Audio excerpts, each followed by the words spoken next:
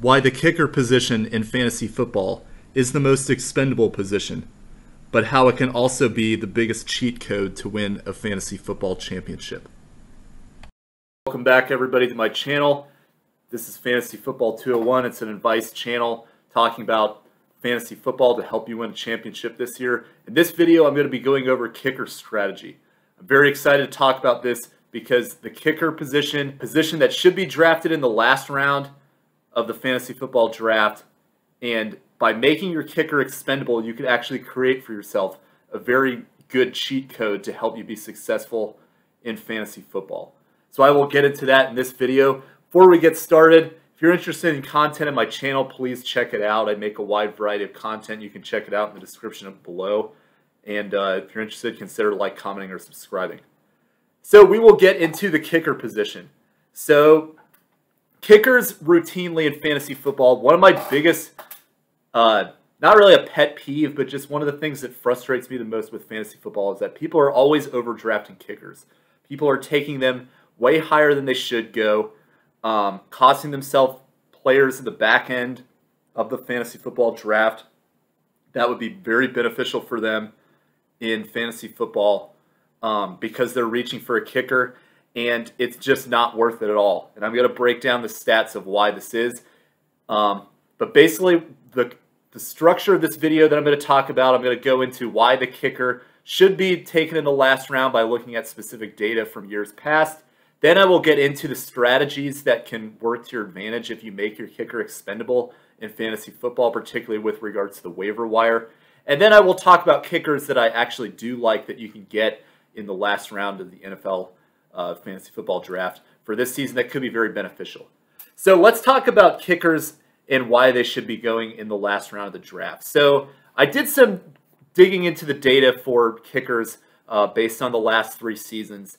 And generally, you're looking at kickers that I'm looking at their performances between the number 1 kicker for that season and the number 20 kicker for that season. So basically, the maximum amount of size you can get in a fantasy football league is 20 kickers, but more than often than not, most leagues are around 12 players. So a fair amount of these kickers that I'm going to talk about are actually available on waivers.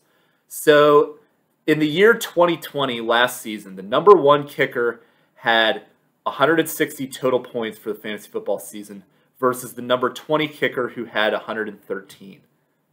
The 2019 kicker, the maximum amount of points they had was 153 points. The number 20 kicker had 104 points. In 2018, the number 1 kicker had 158 points, and the number 20 kicker had 100 points. So you break down the number difference between the number 1 and the number 20 kicker that season.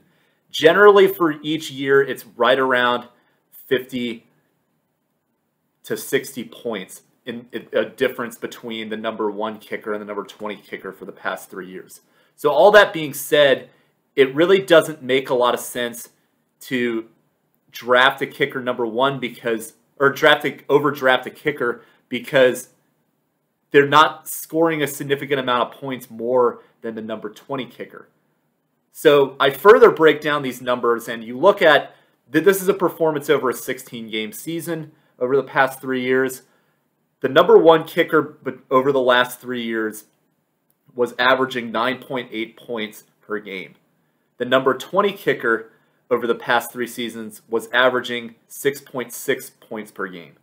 So all that being said, the difference between the number 1 and the number 20 kicker over the past 3 seasons in fantasy football has only been a total of 3.2 points. So to be honest, if you're in a position where you're not winning your fantasy football leagues, it doesn't have anything to do with your kicker. So it does not make any sense to overdraft for somebody who's going to probably only score 3 points more than somebody that you can pick up on waivers per game. So I'm going to get into this more specifically if you're not totally buying this, going through the top 8 kickers from last season and how they performed versus relative to where they were drafted.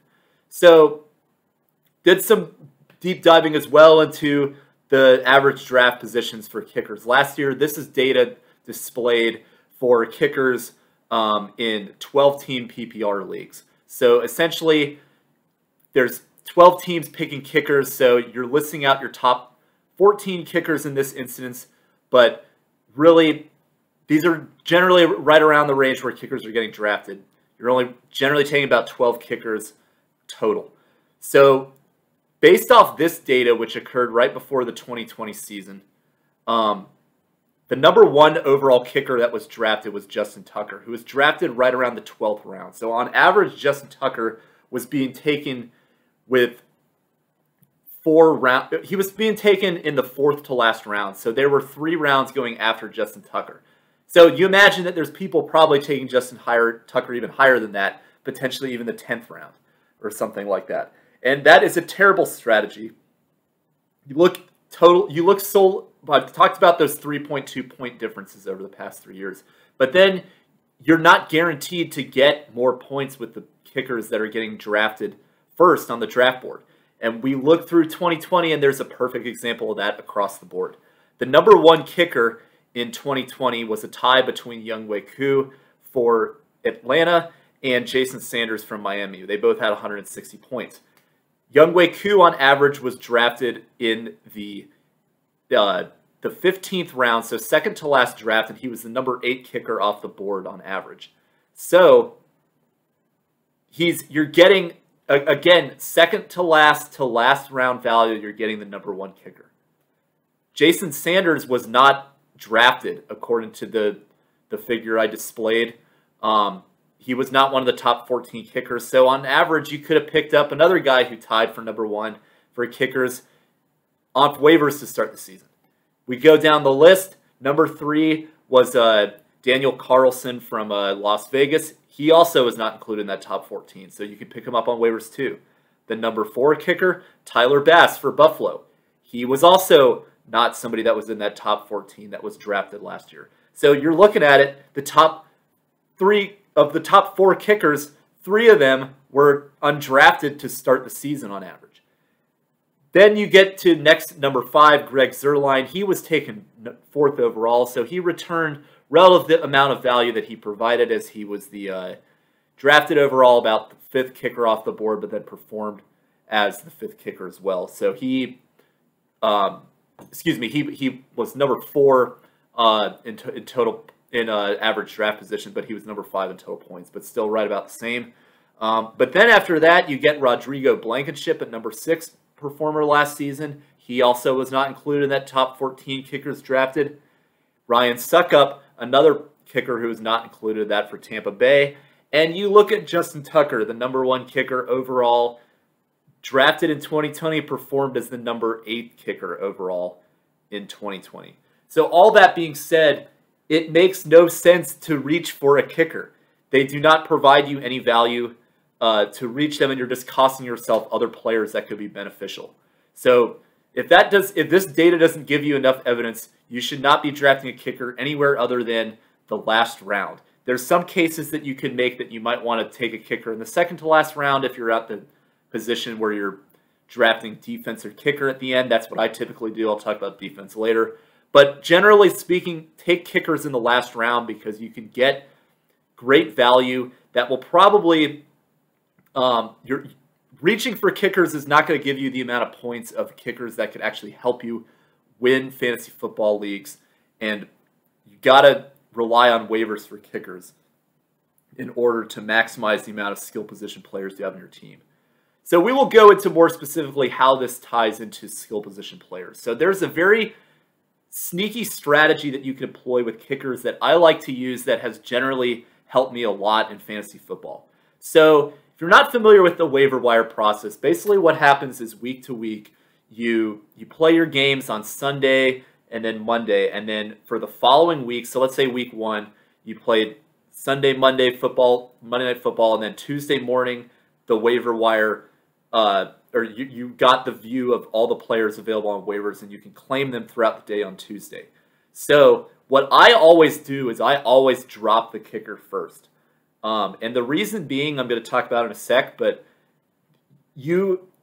as I said, the kickers are the most expendable, and if you're drafting a kicker last in your fantasy football draft, then he's not a high priority guy like a Justin Tucker that you're going to feel regret holding on to if he's, let's say he doesn't make a field goal in game 1 or something like that, because you already prioritized him as your last pick on your team. So drop your kicker first when you're trying to claim players. And that's typically what I do. And then what you do, so you're going through the week, you're now at Wednesday, you've picked up other guys on your bench, and you open up another roster spot on your bench for a skill position player because you're leaving your kicker position open.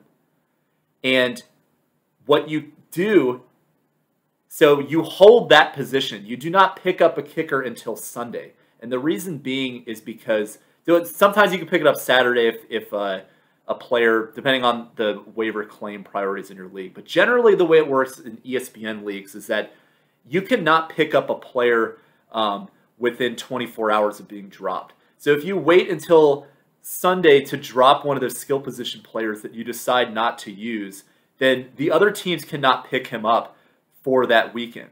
So you're not only blocking other people on your team from picking up more skill position players, but you're using the week as it goes along to see, if injuries happen, you gain advice on who to start, who to sit.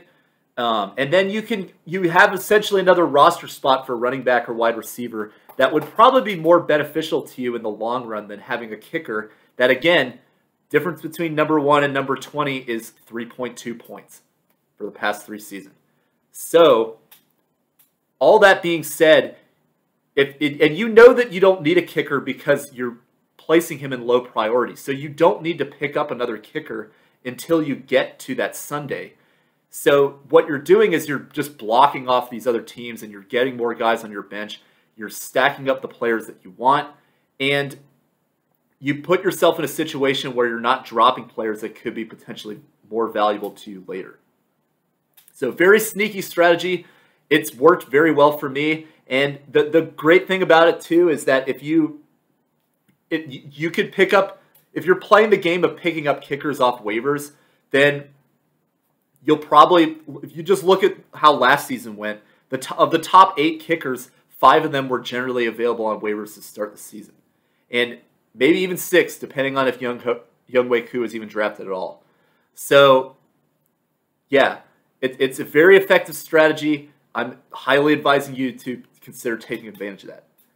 So now we'll go into kickers that I do like for the 2021 season that will probably be available for you in the last round of the fantasy football draft. So generally what I do when I'm looking at kickers, and it's very much a crapshoot. You kind of just have to figure out, like sometimes it's just luck of the draw and things and you end up with a bad game sometimes. But generally what I've found is that teams that have successful kickers are teams that have competent enough offenses that they can get down the field into the red zone, but then they don't have a strong enough offense to score touchdowns all the time. Because what's happening then is that instead of getting extra point attempts, you're getting field goals. And you're potentially getting long field goals even too that give you more points, up to 50 points potentially if you're kicking for 50 yards. So it's a common misconception, and a lot of people try to take guys like Harrison Butker, who I didn't mention on this list because he didn't place in the top 8.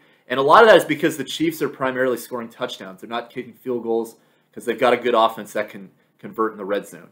So, and then you look on the flip side, teams like Miami and Atlanta last season. So Atlanta, they've had a lot of issues getting a consistent running game. Todd Gurley was very disappointing last season. So as well as Matt Ryan is at throwing the football, they struggled in the red zone, and Younghoe Koo got a lot of opportunities to kick field goals. Same with Miami. We've heard a lot of stuff about Tua, a lot of questions about if he could run an offense. So as you might assume, Jason Sanders had a lot of field goal opportunities as well instead of extra points. So things like that are things to take to consider. And teams that I think are good examples of that are Seattle. Jason Myers is their kicker. He's going to be available in the last round because Seattle, the running game is a little bit iffy, and they were successful in getting a lot of touchdowns at the beginning of the season, but it kind of stalled out a little bit towards the end of last season. So if we see more of the trend of the latter, then Jason Myers could get a lot of opportunity.